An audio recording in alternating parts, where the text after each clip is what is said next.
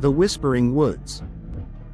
The road was a thin black ribbon winding through the wilderness, stretching endlessly into the shadows ahead. No streetlights, no other cars, just me and the humming isolation of my engine, until the engine stopped.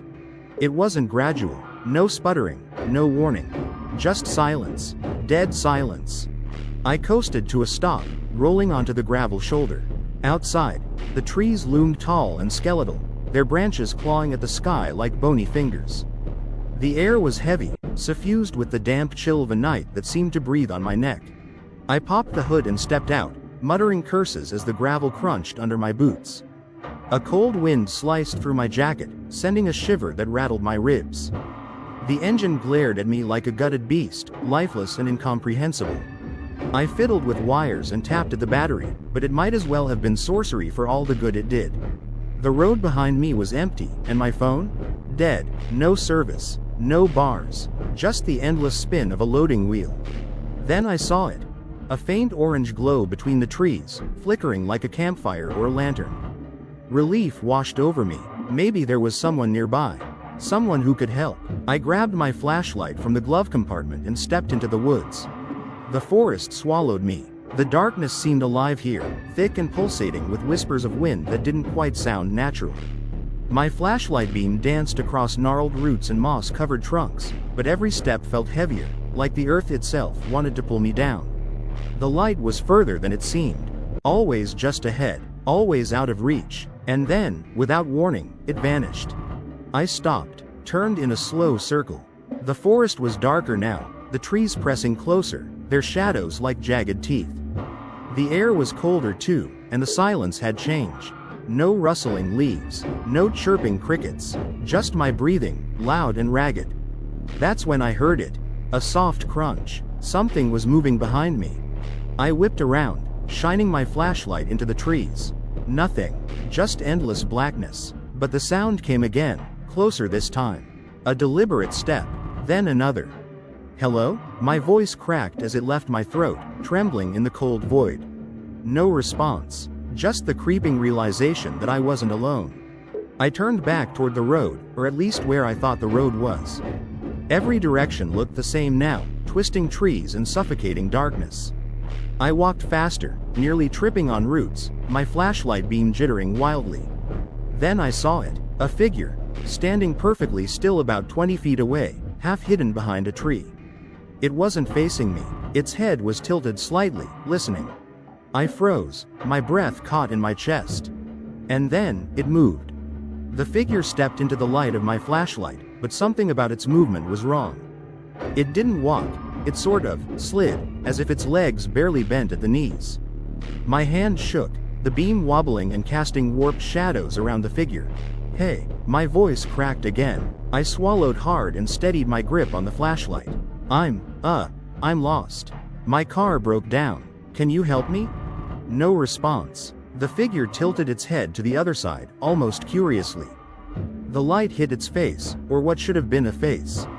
It wasn't right. The skin was pale, nearly translucent, stretched tight over exaggerated cheekbones. Its eyes were dark pits that seemed to drink in the light rather than reflect it. I took a step back, and the thing mirrored me, stepping forward in perfect synchrony. Stay back, I shouted, my voice barely echoed in the dense forest. The thing stopped, its head straightening. Then it grinned. That was the worst part. Its teeth were too long, too sharp, and packed tightly in a mouth that stretched unnaturally wide. The grin wasn't friendly, it was hungry. The air around me grew heavier, colder, like the forest itself was exhaling icy breaths down my neck. I couldn't stay there. I turned and ran. Branches clawed at my arms and jacket as I tore through the undergrowth, the flashlight bouncing wildly in my grip. I didn't care if I tripped or smashed into a tree. I just had to put distance between me and that thing. Behind me, I heard it move. Not running, gliding, faster than it had any right to be. The sound wasn't right either. It wasn't just footsteps, it was a low, wet scraping, like something heavy being dragged across the forest floor. I didn't dare look back. The orange glow appeared again, flickering between the trees. My brain screamed at me to turn back toward the road, to find the way I'd come, but my body had other ideas. I ran toward the light, desperate for any escape. The glow grew brighter as I stumbled into a small clearing. At the center was a fire, its flames unnaturally still despite the wind that tore at my clothes and hair. Around it were stones arranged in a rough circle, each one marked with carvings I couldn't understand. The air here was wrong. It buzzed, like a high-frequency hum just at the edge of hearing, and the ground felt soft, almost spongy underfoot. The fire burned high and bright, but there was no warmth. Instead, a deep chill radiated from it, sinking into my bones. Behind me, the scraping sound stopped. I turned, panting, expecting to see the figure in the trees, but the forest was still. Too still. "Help," I whispered to no one in particular, my voice hoarse. "Please."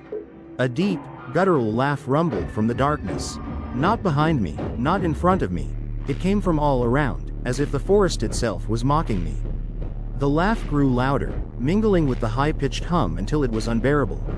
I dropped to my knees, clutching my head, trying to drown out the noise. And then it stopped. Silence again. When I looked up, the figure was there, standing just beyond the edge of the firelight. Its grin had widened, its teeth glinting like knives. It raised a hand, or what should have been a hand. The fingers were elongated, ending in jagged claws that twitched like they had a mind of their own. "Why did you come here?" it said. The voice didn't fit. It was deep, gravelly, and layered, as if multiple people were speaking at once. "This is not your place." "I didn't mean to," I stammered. "I'm just trying to get back to the road. I don't belong here." It tilted its head again, studying me. "No, you don't." And then, impossibly, it took a step back, vanishing into the trees like a shadow slipping into the night. I didn't move, too stunned to even breathe. My heartbeat thundered in my ears as I stared into the darkness where it had been, half expecting it to lunge back at me. But instead, the fire changed. Its glow grew brighter, the flames twisting and writhing like living things. I tried to scramble away, but the ground beneath me softened further, gripping at my knees like quicksand. Then I heard it, a voice from the flames. Soft, whispering. "Stay." The whisper wasn't alone. More voices joined in, layered and overlapping, speaking in a language that was both alien and strangely familiar. The fire pulsed with each word, the light flickering erratically. It seemed alive, and worse, it seemed aware. "Stay," the voices repeated, louder this time, their tone less inviting and more demanding. "No," I choked out, forcing my legs to move despite the strange pull of the earth beneath me. My feet sank deeper with each step, the soft ground clinging like wet clay. I tried to wrench myself free, but the more I struggled, the more it seemed to hold me in place. The whispers turned into a cacophony, some pleading, others mocking. "Stay, stay." And then I heard something else. A voice I knew. "Help me." I froze. It was soft, fragile, and full of pain, a voice I hadn't heard in years. It was my sister's voice. The sister I had lost when I was a child. "Alex," the voice called again, faint but unmistakable. "Please." "No," I whispered, shaking my head. "You're not real." The fire surged, its flames leaping higher, and for a brief moment, I saw her, my sister, standing in the middle of the fire. She looked exactly as I remembered her, small, with the same curious eyes and a tangle of brown hair. She was barefoot, wearing the yellow dress she'd loved so much. But her face was wrong. Her lips twisted into a strange smile, and her eyes were hollow. Black, empty. "Alex," she said again, her voice echoing unnaturally. "Why did you leave me?" "I didn't," I shouted, my chest tightening with a mixture of guilt and terror. You were gone before I could do anything." The thing wearing my sister's face stepped forward, walking through the fire as if it were nothing. Its bare feet made no sound on the forest floor, but the ground quivered with each step. "You left me," it said, its voice distorting, deepening. "You left me to burn." My vision blurred as memories I had buried long ago came rushing back. The house fire, the smoke, the sound of my mother screaming. I had tried to reach her, but the flames had been too strong, too fast. And I had run. "I didn't leave you," I screamed, tears streaming down my face. "I couldn't save you. I. Liar." The word came from behind me, low and guttural. I spun around, and there it was again, the figure, grinning wide and jagged. It was closer now, its dark eyes locked on me, its head tilting at an unnatural angle. It raised one clawed hand and pointed toward the fire. "She waits," it said. "For you." The ground beneath me lurched, and I fell forward onto my hands. The earth was wet and cold, sticky like mud but darker, oily. It clung to my fingers as I tried to push myself up, but the smell stopped me cold. Metallic, sharp, blood. I yanked my hands back, staring in horror as the ground pulsed, slick and crimson. The forest felt alive, and it was bleeding. The figure laughed, a deep, raspy sound that rattled in my skull. It stepped closer, its grin never faltering. "Do you feel it yet? The pull? You are hers now." "Who?" I shouted, backing away on trembling legs. "Who is she?" But the figure didn't answer. It simply pointed at the fire again, its long claws trembling with what I could only describe as excitement. The voices rose, louder and louder, until they were deafening. My sister's face twisted, her hollow eyes filling with dark tears as she reached out to me. "Stay with me," she whispered, her tone a mixture of pleading and malice. "We'll never be alone again." I wanted to run, I wanted to scream, but the forest wouldn't let me. The ground swallowed my feet up to the ankles, rooting me in place as the firelight grew brighter, the voices demanding now.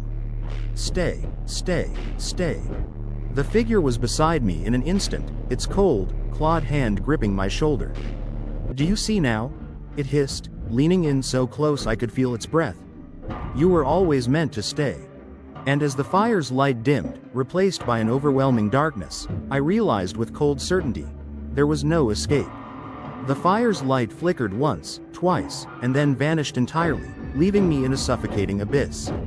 The cold was immediate and biting, not the absence of warmth but something else entirely, something alive and hungry. The figure's clawed grip tightened on my shoulder, anchoring me in place. I struggled, but the ground held my legs like cement.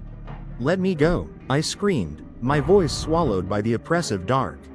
The thing leaned closer, its rancid breath brushing against my ear. "You don't leave," it whispered, the words curling around me like a physical force. "Not now, not ever." The voices were back, louder now, overlapping in a chaotic chant.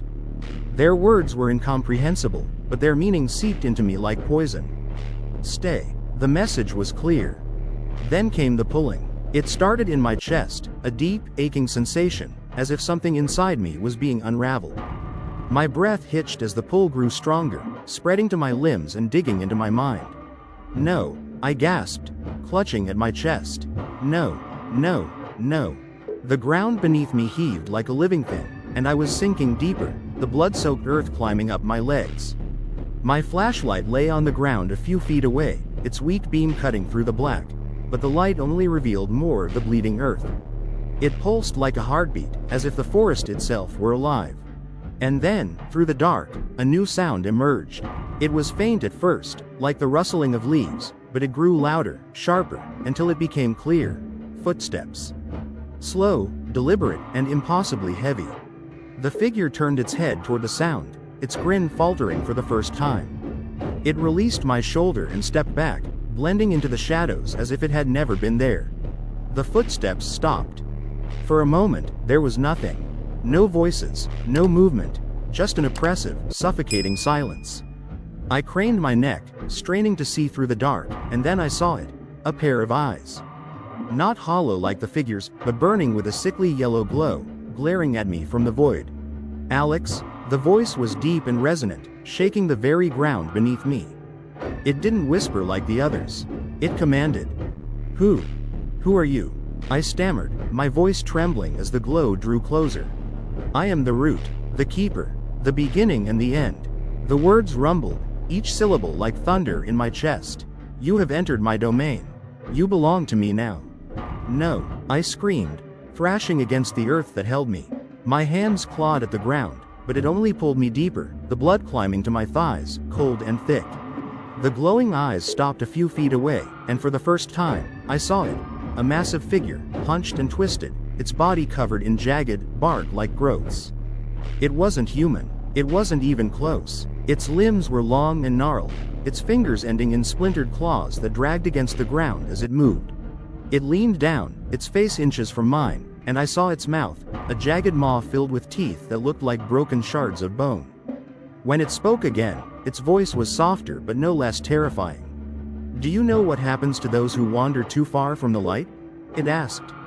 Its breath smelled of decay, and I gagged, turning my head away. I didn't mean to." "Lies," it hissed, cutting me off. "You felt the pull. You followed it willingly. You knew." I didn't understand. None of this made sense. But the thing seemed to sense my confusion and laughed, a low, rumbling sound that echoed through the forest. "This place calls to the broken," it said. "The lost. The ones who carry guilt like a second skin." Its claws hovered near my chest, sharp and trembling. "You reek of it." Tears streamed down my face as I shook my head. "I don't belong here. Please, I just want to go home." It tilted its head, its burning eyes narrowing. "Home?" It said the word like it was foreign, like it didn't understand. "You have no home. Only regret. Only shadows." The voices returned, louder and more frenzied, and the earth began to shake. The figure straightened, towering over me, its claws twitching in anticipation. "Your suffering feeds the roots," it said. "Your pain nourishes the dark. You are ours now." "No," I screamed again, my voice raw and desperate. "I won't stay. I won't." And then I felt it. The pulling in my chest grew stronger, sharper, like hooks dragging me down.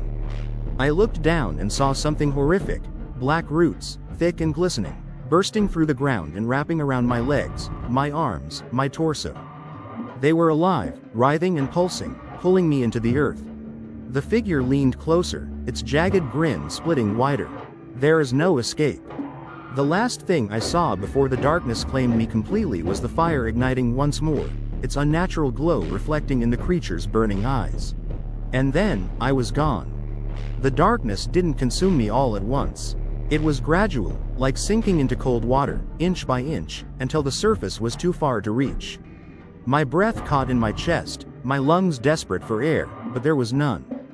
The roots coiled tighter around my body, dragging me deeper into the earth. And then, just as suddenly as it began, the pulling stopped. I opened my eyes, or I thought I did. I couldn't tell. There was no light, only an oppressive blackness that pressed against me, suffocating and endless. The cold was unbearable, a biting chill that sank into my bones. I tried to move, but my body was pinned, held fast by the same writhing roots that had dragged me under. They pulsed against my skin, alive with a rhythm that matched the thunderous pounding in my ears. For a moment, the silence was absolute.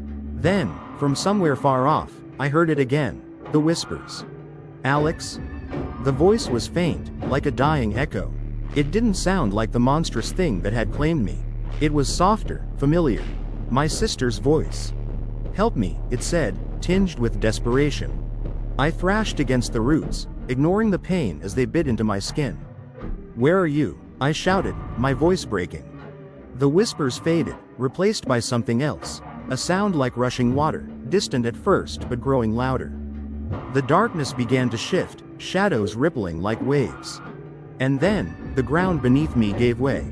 I fell, tumbling through the void, the sensation of freefall disorienting and terrifying. My stomach lurched as I tried to scream, but no sound came. Around me, the darkness began to change, streaked with faint glimmers of light, like fireflies flickering in the distance. Finally, I hit the ground with a bone-jarring thud. I groaned, rolling onto my side. The roots were gone, and I could move again, but the ground beneath me was strange, soft and damp, like flesh. I pushed myself to my feet, my legs trembling beneath me. The dim light revealed more of my surroundings. I was in a cavern, vast and organic, the walls pulsing faintly like the interior of some giant, living creature. Black roots snaked across the floor and ceiling, throbbing in unison with the steady, rhythmic beat that filled the air. A sick realization settled over me. I wasn't in the forest anymore. I was inside it. "Alex?" The voice came again, louder now, echoing through the cavern. It wasn't my sister anymore. It was something else, something deeper, more primal. "Why do you fight?" the voice asked, its tone almost mocking. "You have already given yourself to me." "No," I muttered, stumbling forward. "I didn't." "You did," the voice interrupted, booming through the cavern. "The moment you stepped into my domain, You were mine. I staggered through the twisting roots, the faint light casting long shadows that danced across the walls. The air was thick and humid, clinging to my skin like a second layer. Every step felt heavier, the ground squelching beneath my boots. Ahead, I saw something, an opening, a faint glow spilling from beyond it. I moved toward it, my heart pounding in my chest. The chamber I entered was massive, its ceiling lost in the darkness above. At the center stood a grotesque altar, formed from twisted roots and bone. A figure knelt before it, shrouded in shadow. "Alex," the figure said, its voice trembling. My breath hitched. Who are you?" The figure rose slowly, its movements jerky and unnatural. As it stepped into the light, my stomach turned. It was my sister, or what was left of her. Her face was gaunt, her eyes sunken and black, her once brown hair now stringy and matted with dirt. She wore the same yellow dress, but it was tattered and stained, clinging to her emaciated frame. "Why didn't you save me?" she asked, her voice breaking. "I tried," I shouted, backing away. "I was just a kid. I couldn't." Her head tilted, her hollow eyes narrowing. "Liar." The cavern trembled, the roots writhing around us like angry serpents.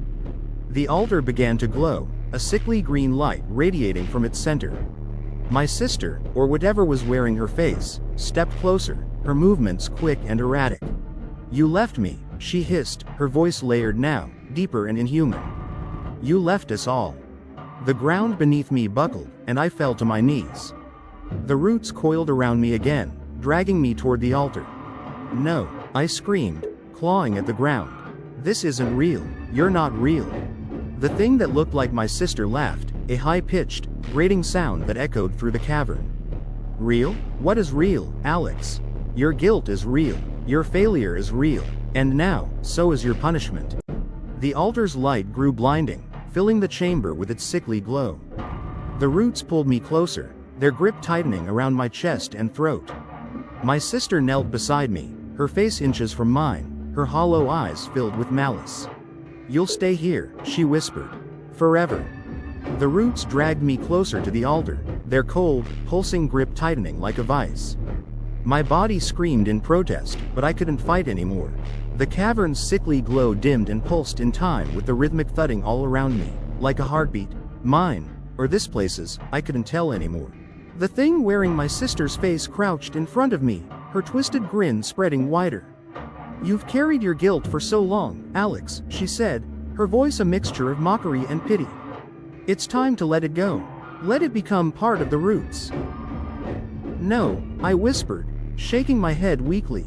"You're not her. This isn't real." Her grin faltered. For a moment, her expression softened, the malice fading into something almost human. "It doesn't matter what's real, Alex," she said, her voice quieter now, almost tender. "It only matters what you believe." The roots coiled tighter, lifting me off the ground, pulling me toward the altar. The glowing mass at its center pulsed violently, cracks appearing in its surface. Something was inside, writhing and pushing against its confines, desperate to break free. "You were chosen," the voice of the cavern boomed again, echoing in every direction. "Chosen to feed the dark, to complete the cycle." "No," I screamed, my voice raw and desperate. I clawed at the roots, my fingers slipping against their slimy surface. I won't stay here." The thing wearing my sister's face tilted her head again, her black eyes narrowing. "You have no choice," she whispered. "The forest doesn't let go. It never lets go." The altar cracked further, shards of glowing stone falling away to reveal what lay inside, a writhing mass of roots and limbs, all tangled together in a grotesque, pulsating form. Faces emerged from the mass, their mouths open in silent screams, their eyes hollow and lifeless. I froze, my breath catching in my throat. I recognized them. They were people who had been here before me, trapped and consumed by the forest. And now, they were part of it. The roots tightened around my chest, crushing the air from my lungs. The altar's light grew blinding, searing into my vision as the voice of the cavern roared. "Submit." But something inside me refused to give in. I thought of the life I'd left behind, the life I still had a chance to return to. I thought of all the guilt, the pain, the years I'd spent punishing myself for something I couldn't change. And I realized, in that moment, that this place wasn't feeding on my guilt. It was feeding on my refusal to let it go. No, I whispered. Then louder, no. You don't get to take me. Not now, not ever. The cavern trembled, the roots loosening their grip as if startled. The thing wearing my sister's face recoiled, her twisted grin fading into an expression of shock. You can't fight it, she hissed. You belong to us. I don't belong to anyone, I shouted, my voice echoing through the cavern. You hear me? I'm done carrying this guilt. I'm done being afraid. The roots began to writhe violently, their grip slipping further. The altar cracked and splintered, the writhing mass inside thrashing against its confines. The cavern roared in anger, the voice of the forest rising in a deafening crescendo. No, it bellowed. You are mine. With a final surge of strength, I tore myself free from the roots and stumbled backward, gasping for air. The cavern shuddered violently, the altar collapsing in on itself as the light within it flickered and died. The thing wearing my sister's face lunged at me, its hollow eyes blazing with fury.